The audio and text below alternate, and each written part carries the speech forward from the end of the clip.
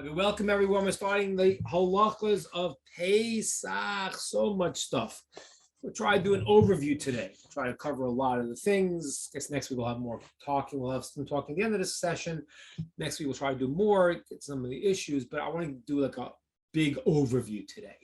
All right, so let us begin. The first thing is cleaning for Pesach, getting ready for Pesach.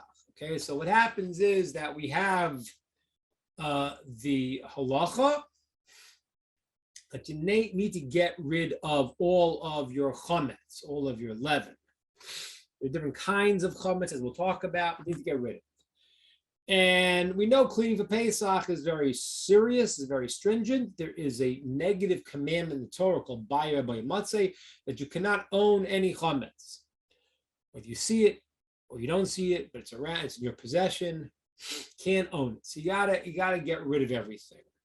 Now we go through great lengths to get rid of it. And as I would tell a couple every year, you're allowed to be OCD on Pesach, and you're not allowed to make fun of someone who's OCD, because it says Yisrael Kadoshim, the Jews are holy. So people get very, very nervous about Pesach, and they clean everything. They make sure everything is a certain way, and they're allowed to do it. It's not called being weird, because it comes from holiness. As the Hasidic idea is, and this is brought in the deeper books also, in the Kabbalistic books also, it's the chametz is the Yetzer Hara, and in Pesach it's called the matzah, which is called the bread of healing, and you got to get rid of every single ounce of the Yetzer Hara. That's like the leaven blows you up and makes you think you're something, you're haughty, makes you big, and in your mind. So that is the searching of chametz, getting rid of every aspect of chametz. That's what we do. So people search, get rid of it. You can't own chametz now. But chametz, there are differences in terms of what exactly is a problem. Like for example, what about crumbs? Crumbs, the Talmud says, the Gemara says, dirty crumbs are called botami alea. They're nullified on their own. They don't have any value. Now, there is some issue if they could combine together. For example, if they're in a vessel and you have stuff together, will it combine? But let's go through the idea of how we're going to get rid of chametz and what kind of chametz we have to get rid of. So first of all, like this. We do a few different procedures. The first procedure we do is clean the house. In the Shulchan Aruch, the way it's brought is to clean the house, and you clean the house before, and then you spend the whole long time doing a long search for the chametz. So it's kind of like the way they used to do it is they used to just sort of straighten the house out so things wouldn't be messy. And then they spend a number of hours doing the bedikas chametz, checking for chametz, getting rid of the chametz. That was the whole big cleaning of Pesach. Most people don't do that today. Most people clean the house so thoroughly. Somebody's mic is on. So what they do is people clean the house so thoroughly today that they do their bedikas chametz as just a little, quick look through. That's what most people do today. I can't tell you it's wrong. It's been accepted already. That's people do. They clean the house so thoroughly that they do the bedikas chametz very short. I did that for years. We don't really do that so much in my house anymore. We clean a little bit. We straighten out the house. We do a long bedikas chametz where we spend time. That way, it actually saves us time, in my opinion. But you can do it either way. Clean your house well, and then you can do a bedikas chametz on the night of this year. And Friday night is Pesach, so Thursday night would be bedikas chametz.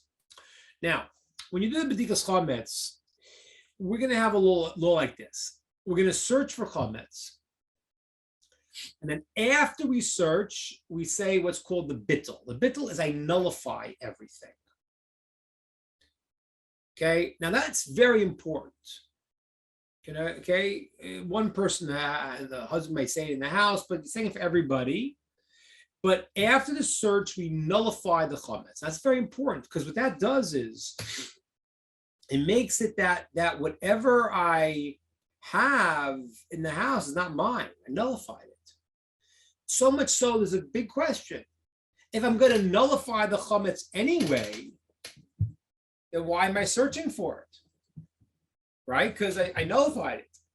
And it's true. According to that, the searching for chametz is a rabbinic requirement because we're afraid that if you nullify it and you don't search and destroy it, you may be not doing a real nullification. So, for example, you have a $200 bottle of whiskey, and you say, "Oh, I nullify it." Who said you really nullify it, right? So that combined with the idea that you'll find something and you'll want to keep it. So we do both. We search and we nullify.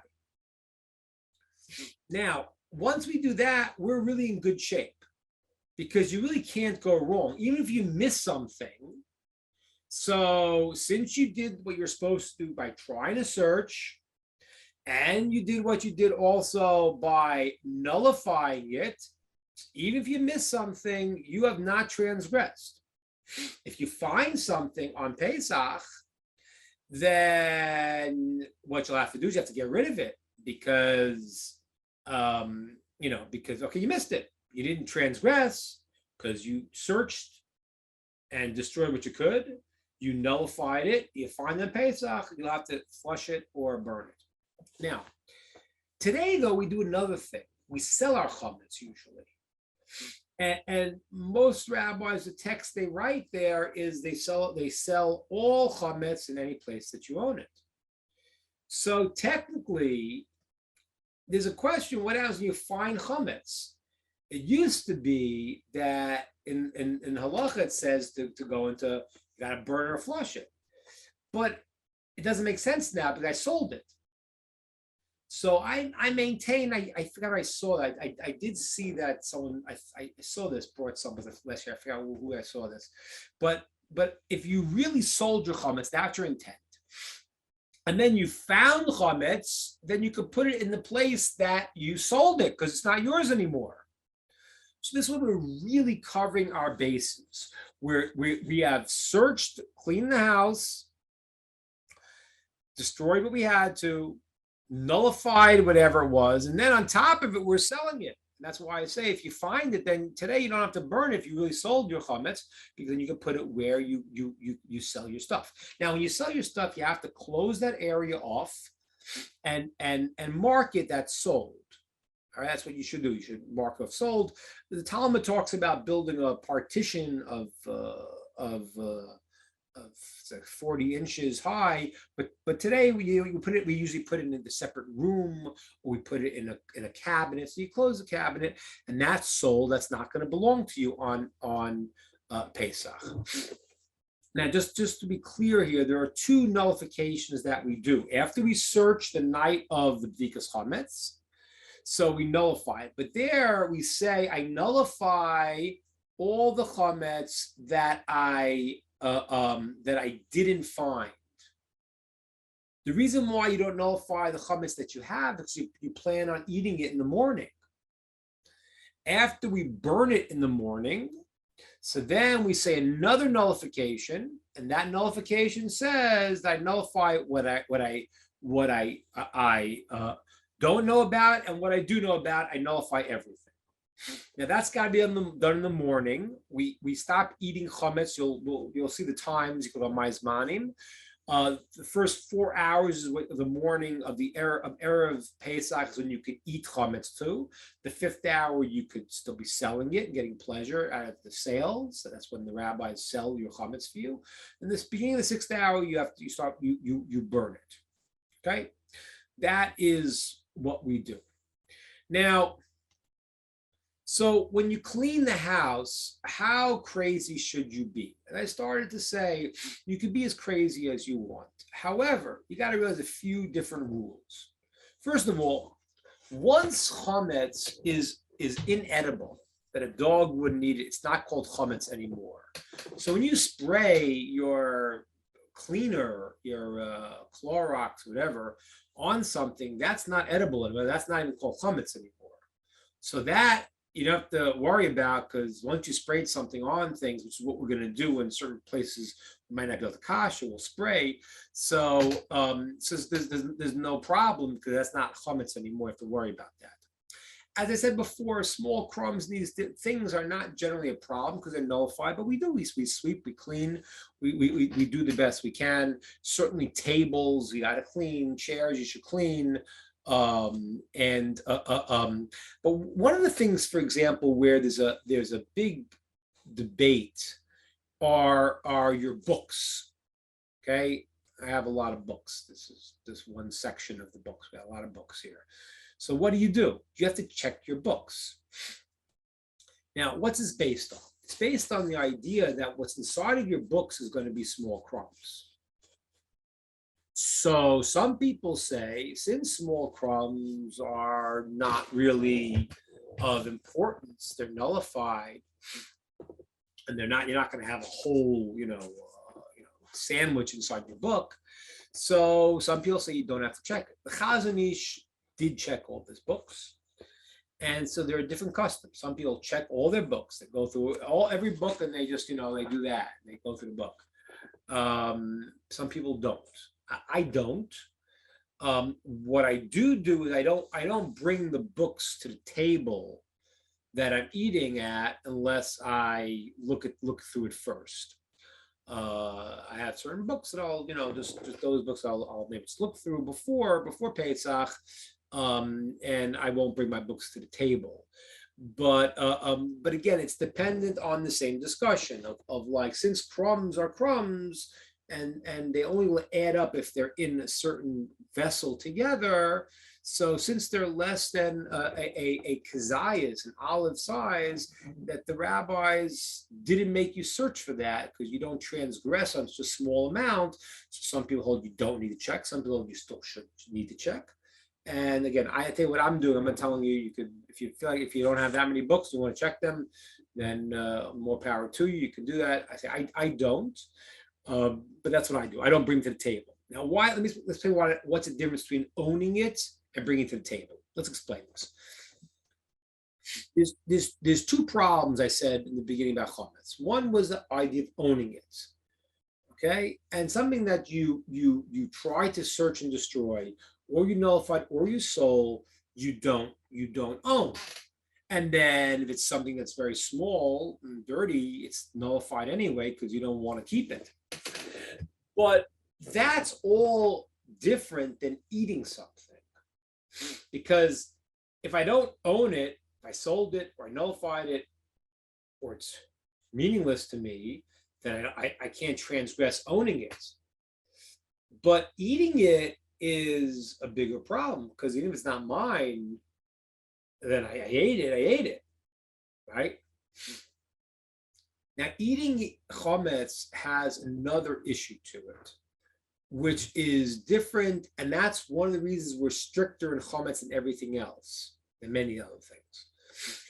Because eating chametz on Pesach is an iser kares, is a death penalty. The kares is dying early, premature death, being cut off spiritually, different things. So it's a very serious offense to eat chametz on Pesach. Now, because of that, and because we're used to eating chametz all year, there's other things you can't eat either that could have that serious offense, like eating blood. But since people know not all year long they don't eat blood, so they're not going to forget. Chametz, you're eating bread all year long. So since it is such a problem to go and to eat chametz, and we're used to eating chametz, therefore the rabbis made a lot of decrees to keep us safe. Okay? So the Torah said you got to get rid of it. You can't own it. If you transgress and you own it, it's a negative commandment. But eating it is even worse, because eating it is punishable by kares, by this serious type of death penalty. So therefore, that's according to some opinions why the rabbis made us search and destroy everything no matter what, because you can't have it around the house. So now, as we understand that, there's the two different problems. One problem is owning it, one problem is eating it. Now, since there's a problem of eating it, the rabbi said, search, get rid of it, don't leave it around, because you might come to eat it. But that's why I said to you before, like when it comes to, let's say, the books, so since there's an opinion that holds that you may have a crumb or so inside, that's not a problem. I don't have to check for it. So some people do, but some people don't. But if you bring it to the table and that crumb falls into the food, that's going to be a different problem. Now let's talk about this. And this is really where a lot of the stringencies of Pesach come from. Since it's such a serious offense to eat chametz and so easy to do, the rabbis made two main decrees about chametz that changed the whole discussion about the koshering of your kitchen throughout from the year to Pesach. That's why it's a very different discussion. Normally, if you call me up and you say, hey, wait a minute, I dropped some, a little bit of milk into my meat stew. So the first question I was asked you, I said, wait a minute, was there 60 times the meat to the milk? And if you say yes, then we have a principle, it's nullified in 60. On Pesach, because it's so serious, and some other reasons why, but the rabbis, because of that, said that chametz is a problem even in a tiny, tiny bit, even in a mashal. And that's one of the big problems here, because at least even though the person might not transgress the serious offense of kares, of being cut off for a crumb, you won't. But for the rabbis, they say that's forbidden already. So even if one crumb falls into your stuff, you got a problem. And that's going to be one piece why we're going to be so strict, as we'll discuss. The second issue of why chametz is such a problem in terms of your kosher kitchen is that usually you have this idea if something gives bad taste. So for example, you have a pot and you cooked in the pot and the pot was more than 24 hours. So then we said the absorptions in the pot go into your food. They give bad taste. They're not going to ruin your stuff because it gives bad taste. On Pesach, we're strict also for things that give bad taste too. And that's why some of the leniencies of how to kosher your kitchen, as we'll get to in a little bit, we don't apply to Pesach because you got to get everything out. Because if there's absorptions in there, even if they're bad tasting, they go into your food on Pesach, that's a problem. It may not be a problem for the Torah to give someone kares to cut them off, but it certainly is what the rabbis created the fence around and said that even a drop of chametz, or even if it's bad tasting, it's going to be forbidden. The only time chametz that has bad taste will be okay if it's so bad a dog wouldn't eat it. That's the bleach. But if it's a little bit off, if it's absorptions in a vessel of more than 24 hours, that's still be a problem on Pesach. Okay, so these are the two different things we're going to be discussing. One is the search and destroy. Okay, you have to get rid of all chametz because you're not allowed to own it. That's a forbidden aspect of the Torah, and therefore we do that. And in addition to, you must do it because to eat it is so serious. Now, before I get into the kosher kitchen, I just want to stay one more minute on the idea of the cleaning and the b'dikas chametz, the search.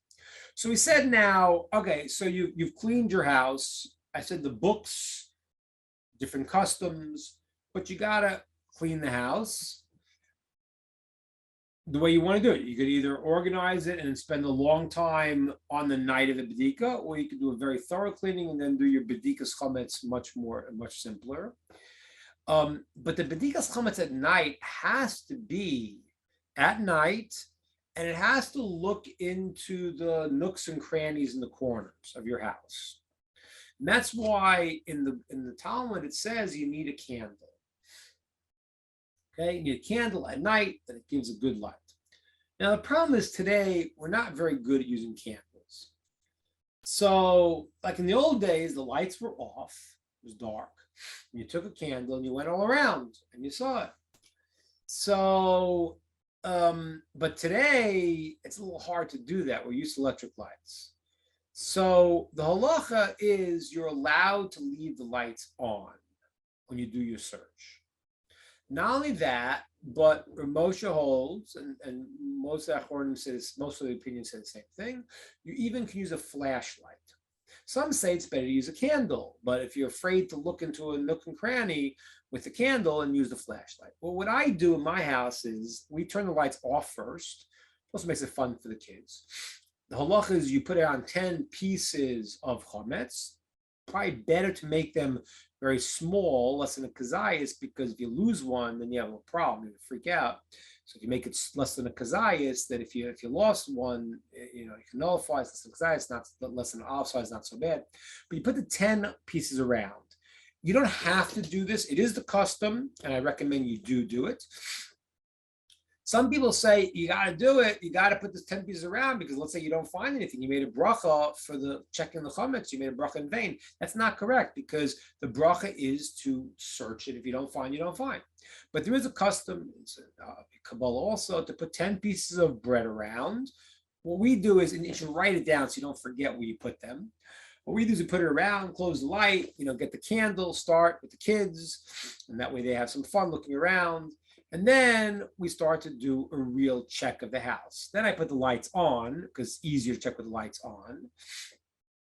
I keep the candle lit generally, and with the lights on, if I go into a nook and cranny, I use the light, or the candle, but often I'll just take the flashlight and use a flashlight.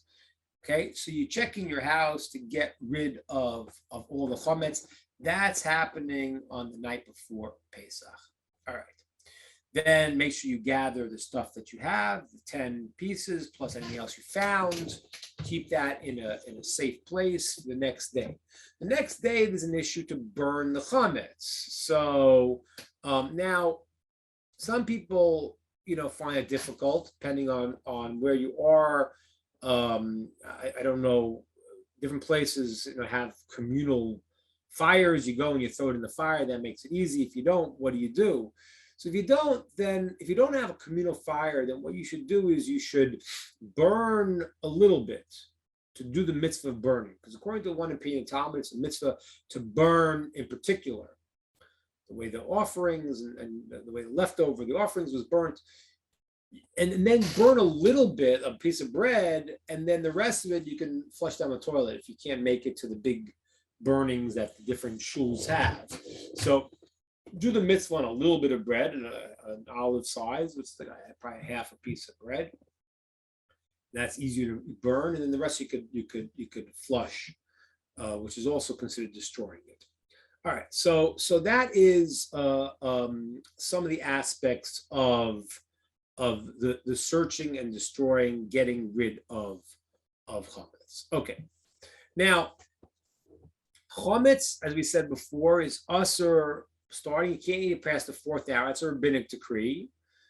Beginning of the 6th, we start burning it. From the end of the 6th hour, from midday on, it's forbidden from the Torah. Just to keep that in mind. It's forbidden from the Torah also. Even though the chorus penalty only starts at night, but it's forbidden from the Torah from midday, which is unusual. That is the law. Okay, so now, hopefully, we have searched the store. We got rid of our chametz. Now, as I said before, we come to the issue now of being careful that we don't want to, eat chametz. So we have now the thing that has to be prepared before in our homes is your kitchen. The kitchen has got to be, you can't do that at the last minute because it's a lot of work to get the kitchen kosher, as we said here, because you can't even have a little bit. So let's start. The refrigerator, clean it well. Start with the gaskets on top of the freezer. Take a Q-tip, put it in some solution, and start with the gaskets there on top, because it's amazing. You find I don't know how this stuff gets there, but somehow chametz gets into the gaskets all around. And if you don't start in the top, then if you do the bottom, then when you do the top, you're going to drop some of the chametz back to what you just cleaned. That's why I try to start it in the freezer area and start the gaskets there. Now you want to clean your refrigerator. Now, do you have to line the refrigerator? Technically, you don't. Some people do. You don't, especially areas the food doesn't touch. So I'm not telling you again, and I said to you before, there are a lot of stringency people do. You want to do, you could do it, but you don't have to clean it. But where you may want to cover, it's probably a good idea to cover, is any place that food touches. So let's say if you have in your butter drawer, or possibly the vegetable drawer, even though generally it's not putting chametz there, but places throughout the other parts of your refrigerator, you don't want to cover them. You don't have to if you're going to be putting food down there. So if you clean them well, you don't have to. You want to, then more power to you. You could do it. So it's a nice thing to do. But again, just try to figure out that you don't make yourself crazy at the same time, and just to know what you're looking for. So, now, say for example, where maybe a good point of coverage, I know in our fridge, sometimes we take a hot pot, we put it like the soup back in the fridge. So that could be a bit of an issue, really, because if you don't cover it and you just cleaned it and you're going to put it hot, then you can't put the hot, chicken soup back in on Pesach. So there you may want to clean it and cover it if you're going to be putting possibly any hot pots in there. That's your fridge. Now let's go to your countertops. So countertops, it depends what kind of countertop you have. Stainless steel, obviously you can kosher. Real marble, you can kosher. Sometimes they have weird blends or formica, those things that you can't kosher. Even though we're lenient during the year on formica, we're not lenient on Pesach. So if you are able to kosher your countertops, then the way to do it is one of two ways. Some people say it's sufficient to go and to take boiling water in like an electric kettle and pour it on your countertop. And that could be sufficient, and that really is. There is a stringency that people do. The Talmud talks about putting a hot rock, so that way it's like cooking it with the hot rock. Now that you could use an iron, if you have an iron, you can also do that. So I would tell you there's one of two options. If your countertop can be koshered, then you could do it with pouring hot water on it, and you want to do it without the iron, it's okay. You want to do it with the iron, it's even better, but if you have to necessarily. Or if you put on not hot water and you put the steam iron on top of it, and it heats it up, and that would certainly be a good way to kosher. So if it's kosherable, then you can kosher it and you don't need to cover it. Some people kosher and cover, but you don't need to. The other option, if it's not kosherable, or you just don't want to kosher it, is clean it well and cover it. And that, I don't know, to me that makes it easier. Get something that has a little bit of thickness, but you can get those things for a few dollars today. We got these things like these sort of tablecloths with a little felt underneath it. We buy it for like a few dollars and just cover it. It's really pretty easy. So I just clean it.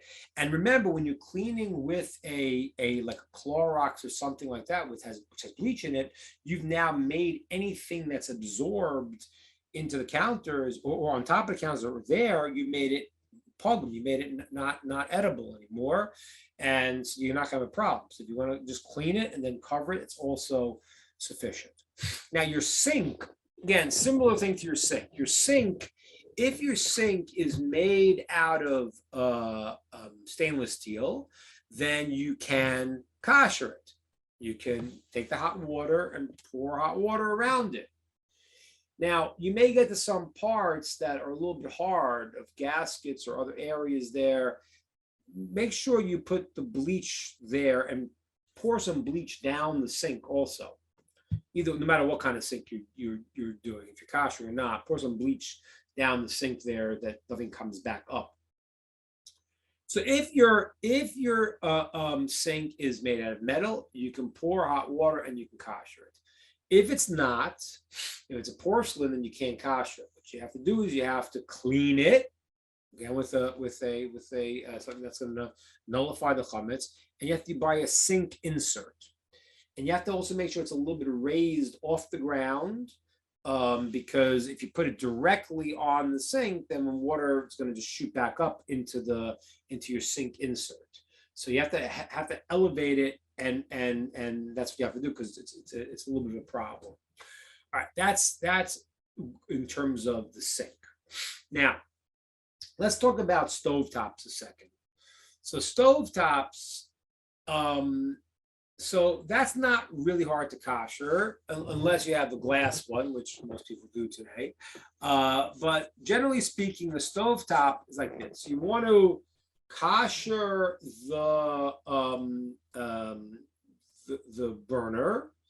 If it's like a gas burner, 15 minutes to half an hour of it on full blast will kosher it. If it's a coil burner, electric one will take a little less. They say 5 minutes, but I'd say like 10, 15. Now, let me explain a little bit here how the koshering process works, so you'll understand the different dynamics here. Thank you, Shiv, for adding. Thank you for adding. Yes, you need to. Thank you very much, Shiv, for adding that.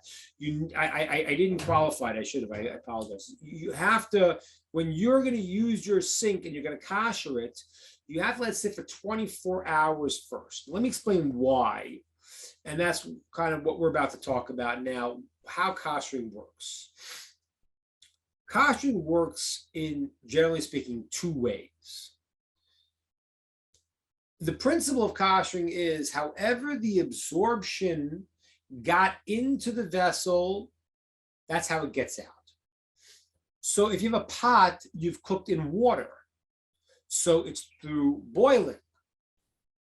Okay? So since the pot became not kosher or chametzik through absorbing the water or the liquid, so you get it out with a liquid.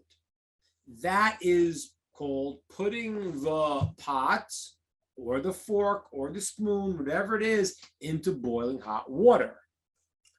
Now, this is the reason you have to go and leave it for 24 hours, because like this. Let's say I have a fork, and the guy ate non-kosher with the fork 5 minutes ago. So now what happens? He takes boiling water, he takes the fork, he sticks it in the boiling water to kosher it. So what happens? The non-kosher absorptions come out of the fork, but they go back into the walls of the pot or back into the fork itself. So how do you kosher? By boiling water. When you're using boiling water, what you're doing is you're causing the stuff to come out, but it's going to go back in because you're sitting in it.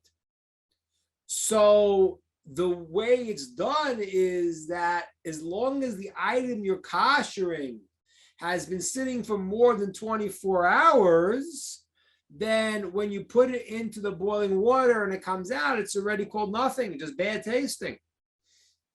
And even if something goes back in, it's just nothing at that point. So that's why whenever you kosher something with a liquid, you have to make sure that it's been sitting for 24 hours. There is a way they do it when, and you'll see in some, I don't know if they do it here in Atlanta, but in Israel, they had emergencies. If you need to kosher things less than 24 hours, they had a giant pot that would become nullified in 60. But you don't have to do a big pot. You can't do it that way. So when you're going to kosher your sink, as Shifra just pointed out, you have to wait till 24 hours, because if you pour the boiling water and you used it within 24 hours, what's going to come out is going to be good tasting. It's going to go back in. So you didn't gain anything. So whenever you're koshering through water, make sure it's not been used, the thing you're koshering, for 24 hours. Okay? That is called hagala. And that's what most people know as the standard way to kosher things. But remember, that only works because it became non-kosher or chametzik through water.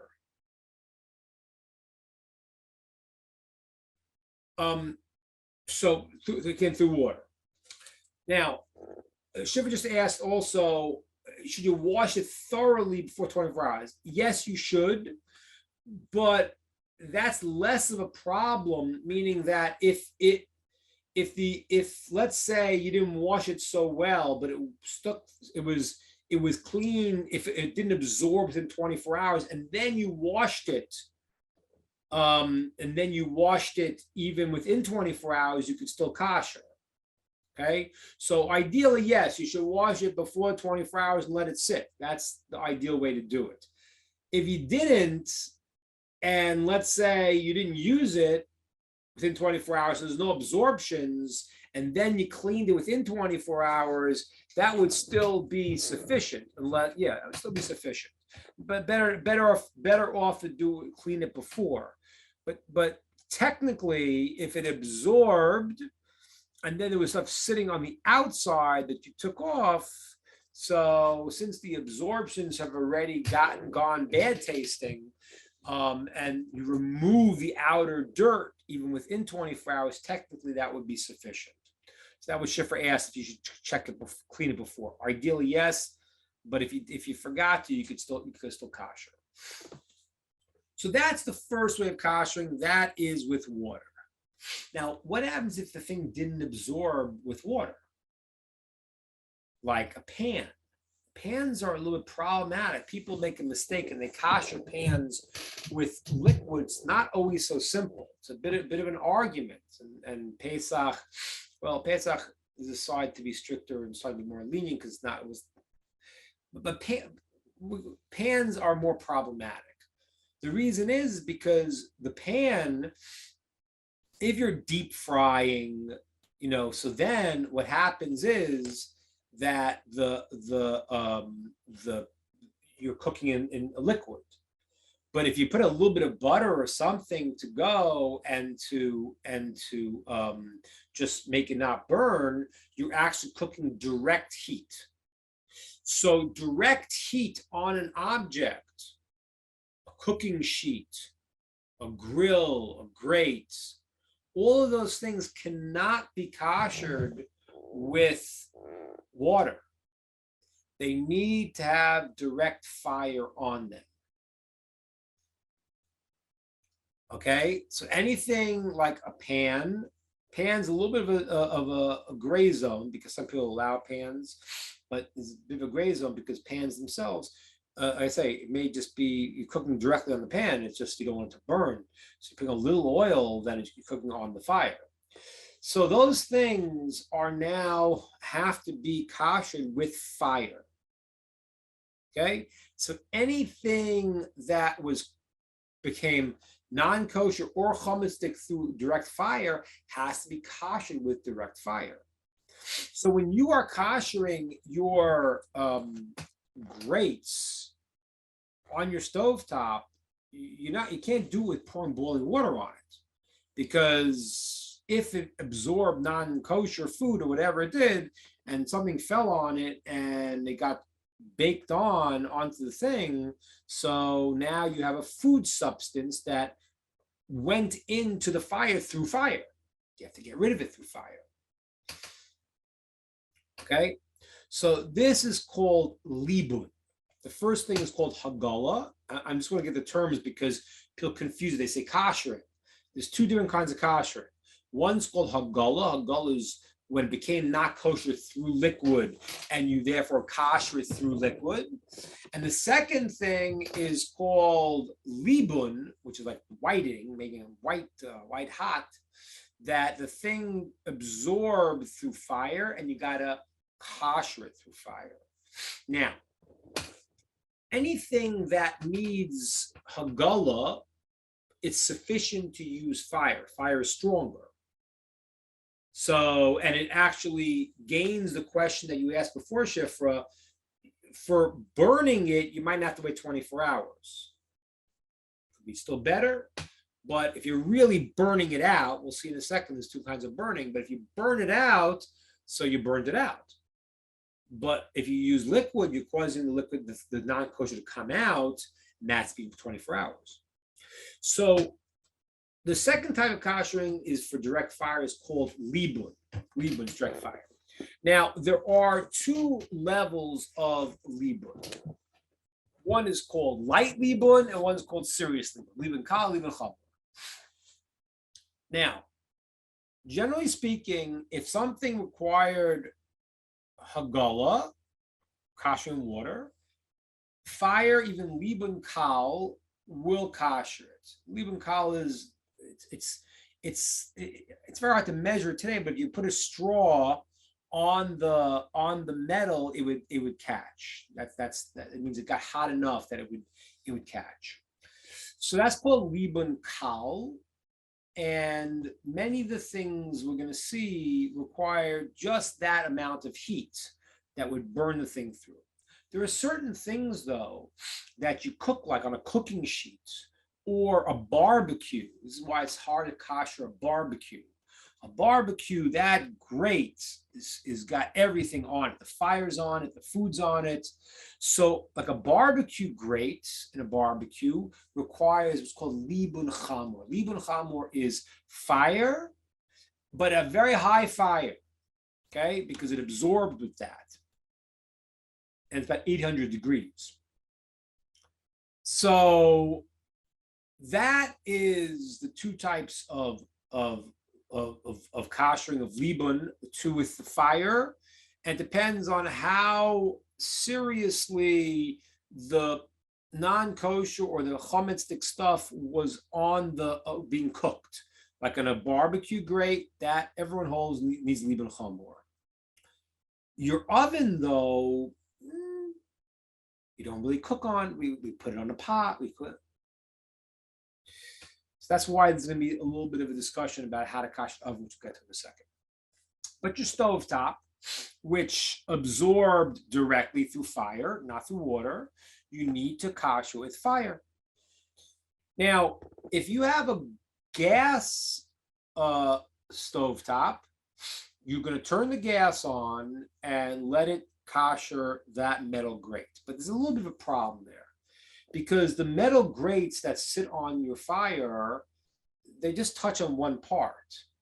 So ideally, you want the fire to spread out. So what you should do is put a metal thing on top of it. What I do is I take a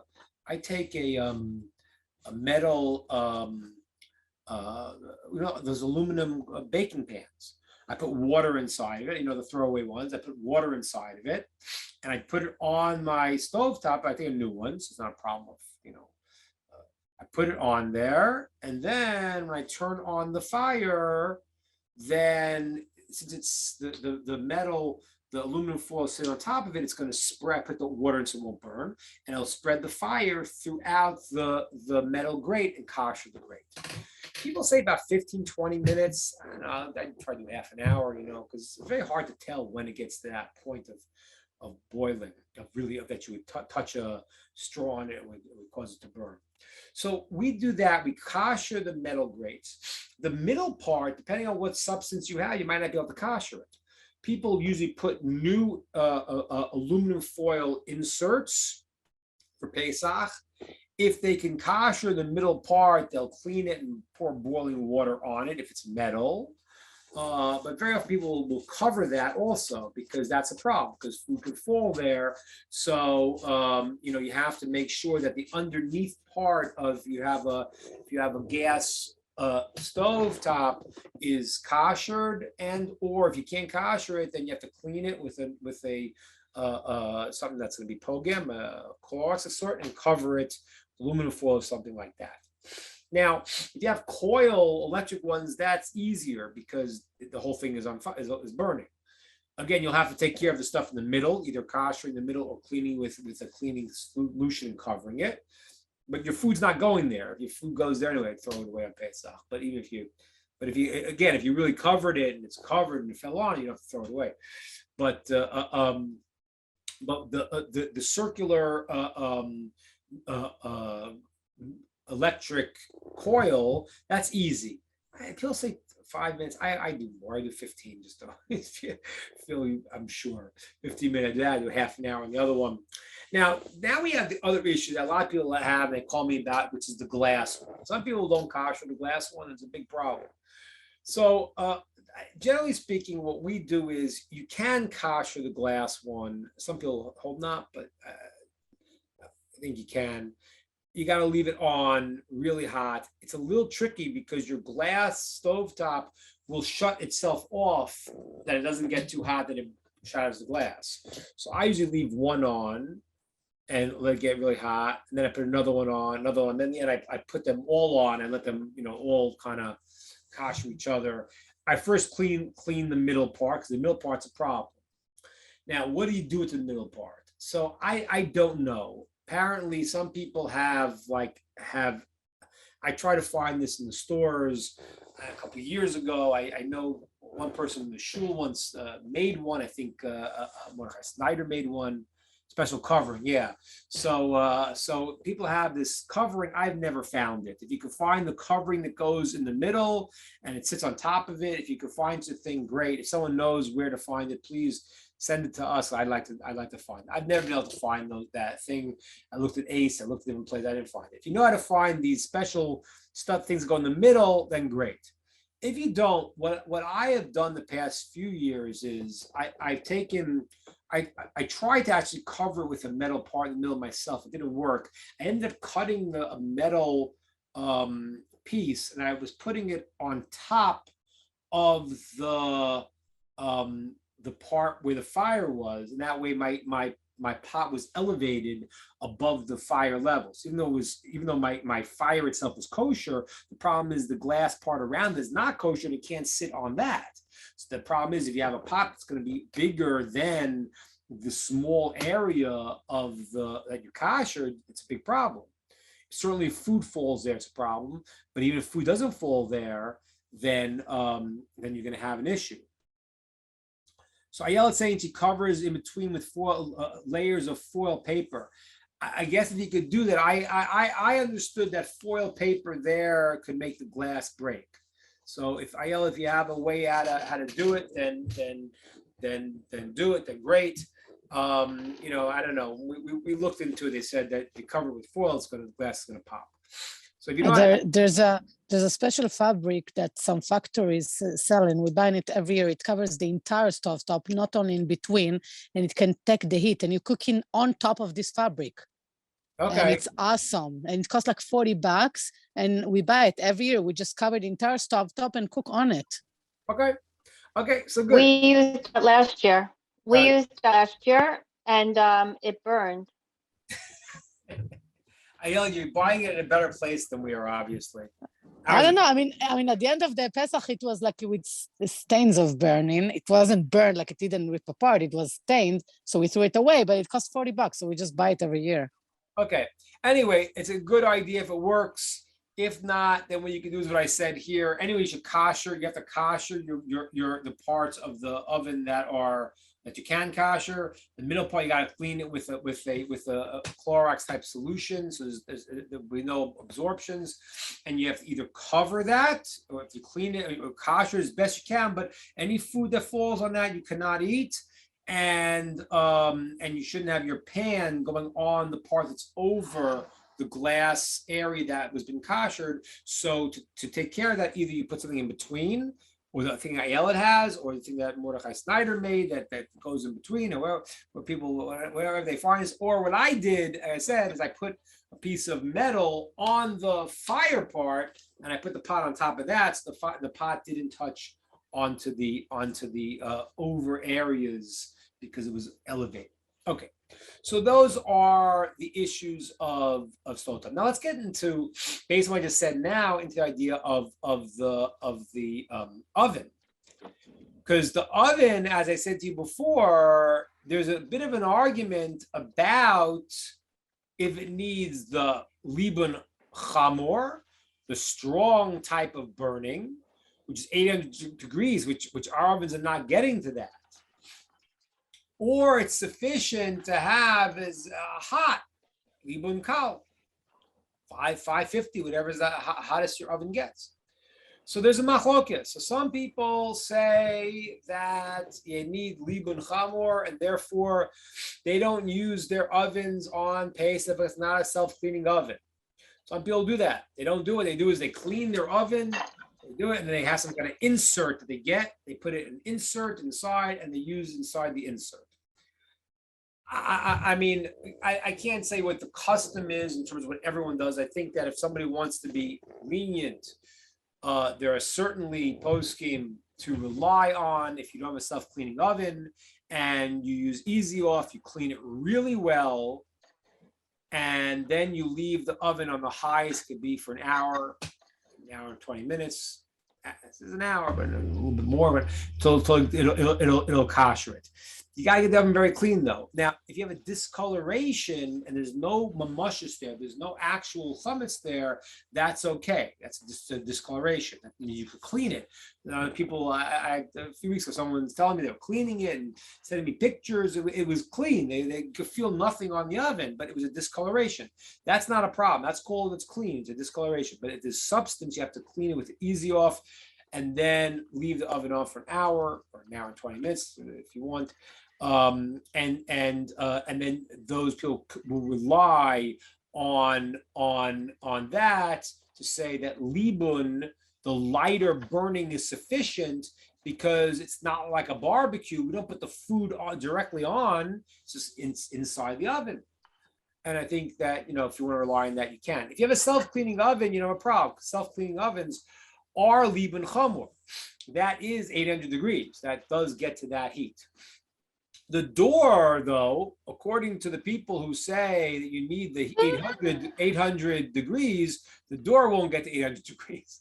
So again, you could rely on the other shita, but you should clean the gaskets of the door to your self-cleaning oven before you start, because there's stuff there and it's not going to get hot enough. You should clean the door. If you want to be strict, I'm not saying you have to do this, but some people could put a piece of aluminum foil on the door. That's the strictest position on a self-cleaning oven. But you don't have to do that. But clean the door first. Make sure the door is clean, especially the gaskets. And then you have the self-cleaning oven, which means the inside part has gotten the more serious burning. The door will not. The door you have to rely, generally speaking, on the lesser one, and that's what you clean it before well. And if you want to put aluminum foil, you can, but I'm not saying you have to. Okay, so that is our countertops. That's the stove. That is the oven, and that's the sink, and the refrigerator. So I think covers most things. Dishwashers generally we don't try to kosher. Microwaves, technically yes. If you have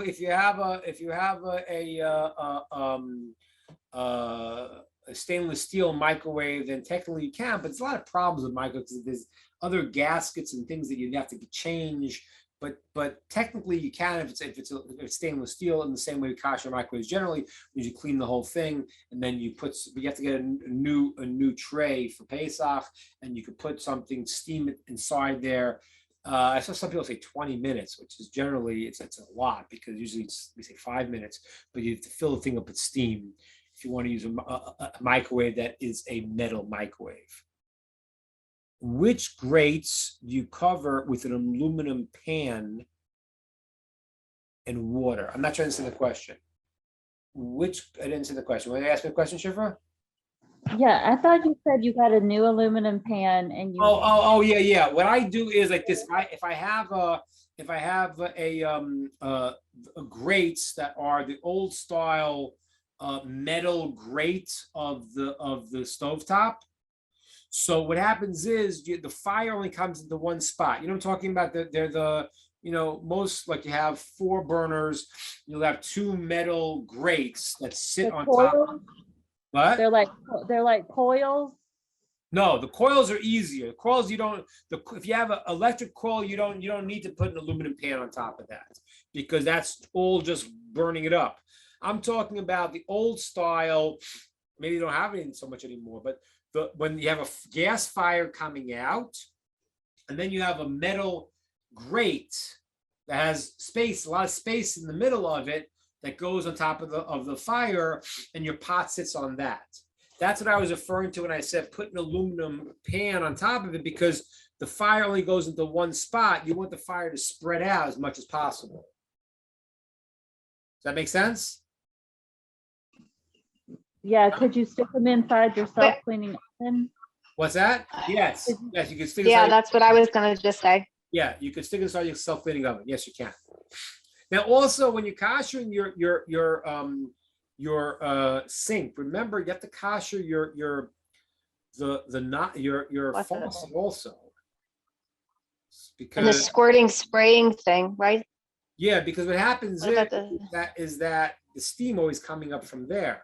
Sometimes it's a little bit hard to do because you can't, if you can turn it around and pour it good. If you can't, it's a little hard to get there. Whatever you can't get to, then you should have to make sure you clean it with a Clorox that you're going to nullify. So I have a question about the sink. I'm gonna turn my camera. We have a, do you see that? No, you can't see that. Hold on. You can see a lady. Never mind.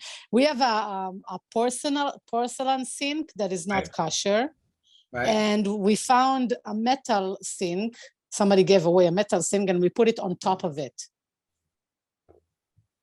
Oh, and it's literally on top of it now? It's literally on top of it. It doesn't touch the bottom of the ceramic sink, but it sits inside like an insert, like a sink that you have in your home. But somebody gave it in Toko, so we just took it and stick it like a metal gigit. So probably you can kosher that. I don't see why not. And it, what's about splashing from the ceramic sink? Oh, the ceramic sink could still be reached, so it's not fully covering it. Explain the question. In other words, I understood that the metal thing is going inside the ceramic, and the ceramic Right. is not visible. The ceramic is still visible, though. Yeah. The ceramic is surrounding it, and the metal sink is sitting in it. It doesn't touch the bottom, but sometimes the water will accumulate in the ceramic underneath and touch the bottom of the metal.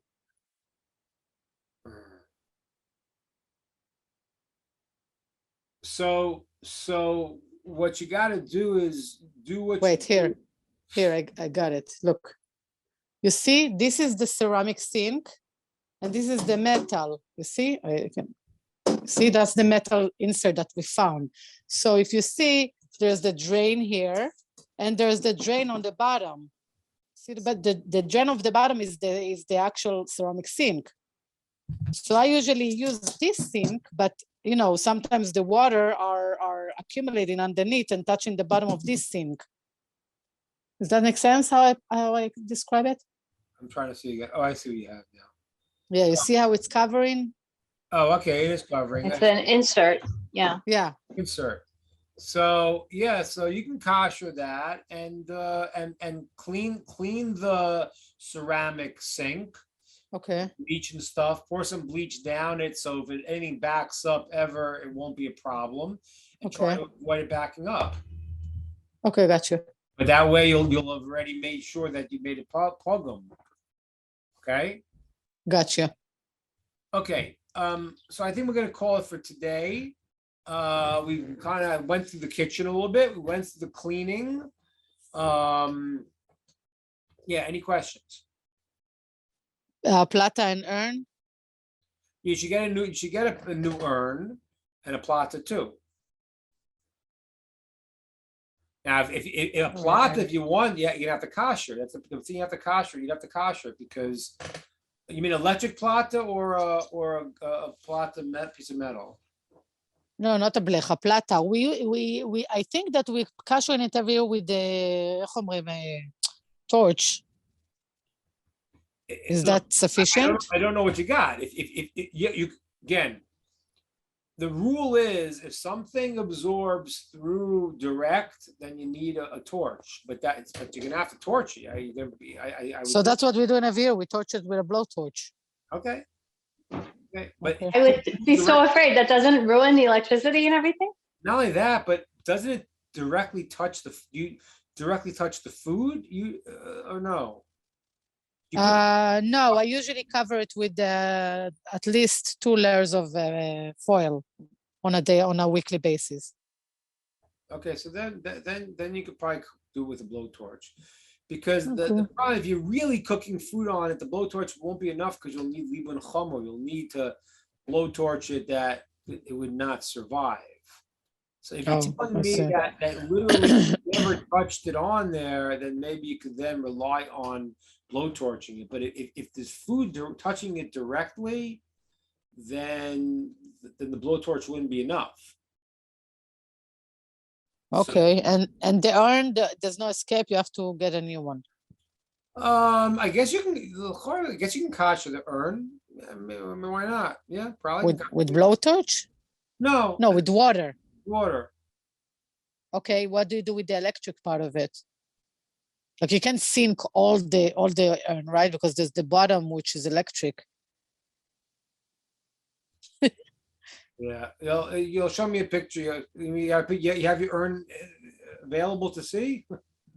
I do actually. You know, show me. Um, We'll do about it next week. We'll go through it next week. Okay. okay, so next week. Okay. We'll have a like a show and tell of Ayelet's urn next week. Okay. I just had a quick question, Rabbi Amber. Yeah. Did you, this is like a really basic question, but did you say earlier that you don't have to kosher the countertops if you're just going to cover them? Yeah. You don't have. Okay. And then like, I heard someone say that like, because I have some marble countertops, but like one of them is like a slab, like a marble slab, and then it's like cut off, but I don't know, like, I'm just curious, like the edges of it look like something else is filled in, like it's not just marble. Is there something like, it looks like it's like cement or something like. Right. So that's the problem. The problem is you have to know what it is because some things are not kosherable. I don't know what it is. So just probably best is to cover them. Look, honestly, it's easier. That's what I do. Yeah. I just clean it and I cover it. It's just a lot easier. I mean, I've koshered I kosher my sinks, but my countertops, which I've done 100 times, and one time I even, I was on one the house we used to be at on Tamarisk. I poured the hot water and it sunk into the basement. It went down to the next floor. So it's a problem. You get water all over the place. You have to, so you could do it, but I just usually do it with my sinks now because the countertop is easier to clean with the Clorox thing and cover it. It's easier. Okay. Something a little bit has some thickness to it, so it won't go through. Okay. That's easier. Again, if it's kosherable, you can kosher. Sometimes I've got some years, some family members like it to be kosher. It looks nicer. I don't know. So can, but it's more work actually, in my opinion. All right, guys. Thank you very much. Next week we will continue. If you have some personal questions you want me to deal with for Pesach next week, just send me an email. So I'll make sure to get to them. Okay, next we'll Thank you. What? Thank you, Rabbi. You guys, all the best. Thank you. Bye-bye. Thank you.